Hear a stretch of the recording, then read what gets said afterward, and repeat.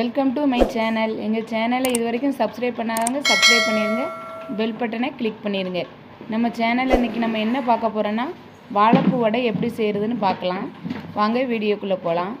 இப்போ நம்ம வாழைப்பூ நல்லா க்ளீன் பண்ணி எடுக்க போகிறோம். இப்போ ஒரு வாழைப்பூ எடுத்து அதில் நம்ம அதை நல்லா வாழைப்பூ க்ளீன் பண்ணிக்கலாம். இது எப்படி க்ளீன் பண்ணலான்னு பார்க்கலாம். இப்போ இப்படி நல்லா கையில் தேய்ச்சிக்கிட்டிங்கன்னா அதை ஈஸியாக ரிமூவ் பண்ணிடலாம். இந்த உடையில் ஒரு கல் மாதிரி ஒன்று இருக்கும், வெளியில் அந்த தாள் மாதிரி இருக்கும், அது உங்களுக்கு பார்த்தாலே நல்லா தெரியும். அதை எடுத்து இப்படி க்ளீன் பண்ணிக்கோங்க. ஏன்னா இது இருந்தால் வயிறுலாம் வலிக்குன்னு சொல்லுவாங்க, அதனால் அதெல்லாம் ரிமூவ் பண்ணிக்கோங்க. ரிமூவ் பண்ணிவிட்டு நம்ம வாழைப்பூ ஃபுல்லாக எடுத்து வச்சுக்கலாம். நல்லா எல்லா வாழைப்பூவும் எடுத்து வச்சாச்சு. நான் இதில் ஒரு பூவில் பாதி அளவு தான் எடுத்து வச்சுருக்கேன், ஃபுல்லாக எடுக்கலை, பாதி அளவு எடுத்து வச்சுருக்கேன். இதில் உள்ள இதெல்லாம் ரிமூவ் பண்ணிட்டேன். இந்த ரிமூவ் பண்ணியிருக்கிறத பாருங்கள், அந்த நடுவில் ஒரு குச்சி மாதிரி இருக்கும், அந்த தாடியும் எல்லாம் ரிமூவ் பண்ணி வச்சுருக்கேன். நீங்களும் இதை ரிமூவ் பண்ணிக்கோங்க, அதெல்லாம் ரொம்ப துவக்காது. நீர் தண்ணியில் ஊற போடுங்க. நீர் தண்ணினா பழைய இது ஊற வச்சுக்கோங்களா, அந்த தண்ணியில் ஊற போடுங்க. ஒரு 1 ஹவர் ஊற வைங்க, அதான் அந்த தோப்பு தன்மையெல்லாம் அது எடுத்துரும். நல்லா 1 ஹவர் ஊற வச்சு நல்லா ஒரு வாட்டரில் ஒரு 2 or 3 டைம்ஸ் நல்லா வாஷ் பண்ணிக்கோங்க.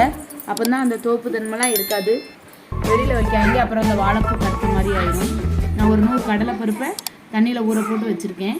அதை மிக்ஸியில் நம்ம உப்பு சேர்த்து அரைச்சிக்கலாம். தண்ணி விடாமல் அரைங்க, ஏன்னா தண்ணி வடையில் ரொம்ப ஏறிடும். எவ்வளோ ஊற வச்சுருக்கோமோ அப்படி. அதில் 1 ஸ்பூன் பெருஞ்சீரகம், 1 ஸ்பூன் வத்தல் பொடி, 1 டீஸ்பூன் காயப்பொடி சேர்த்துருக்கேன். ஏன்னா உப்பு வந்து நம்ம அதை அரைக்கையிலே போட்டுட்டோம்ல. கடலைப்பருப்பை ஊற வச்சுருக்கிறத வந்து தண்ணி விட்டு அரைக்கக்கூடாது, அப்படியே நம்ம ஊற வச்சுருக்கிறதோட அரைச்சிடலாம். இப்படி வடை மாதிரி தட்டி போட்டுடுங்க. இதை வந்து நீங்கள் பருப்பு வடை மாதிரி கொஞ்சம் தடிமனாக போடாமல் லைட்டாக தட்டி போடுங்க, அப்போ தான் நல்லாயிருக்கும். வடையும் டேஸ்ட்டாக இருக்கும். உங்கள் குழந்தைங்களுக்கெல்லாம் செஞ்சு கொடுங்க, நல்லா விரும்பி சாப்பிடுவாங்க. அந்த மாதிரி நல்லா கொஞ்சம் தட்டி போடுங்க. பருப்பு வடை மாதிரி பெருசாக போடாதீங்க. நல்ல கிறிஸ்பியாகவும் இருக்கும், டேஸ்ட்டாகவும் இருக்கும். உங்கள் வீட்டில் நீங்கள் உங்கள் குழந்தைங்களுக்கெல்லாம் செஞ்சு கொடுங்க. அந்த தோப்பு தன்மையே இருக்காது, நம்ம நீர் தண்ணியில் போடுறதுனால அந்த தோப்பு தன்மையே இருக்காது. இந்த வீடியோவை லைக் பண்ணுங்கள், ஷேர் பண்ணுங்கள், கமெண்ட் பண்ணுங்கள். தேங்க்யூ. பெல் பட்டனை கிளிக் பண்ணிடுங்க.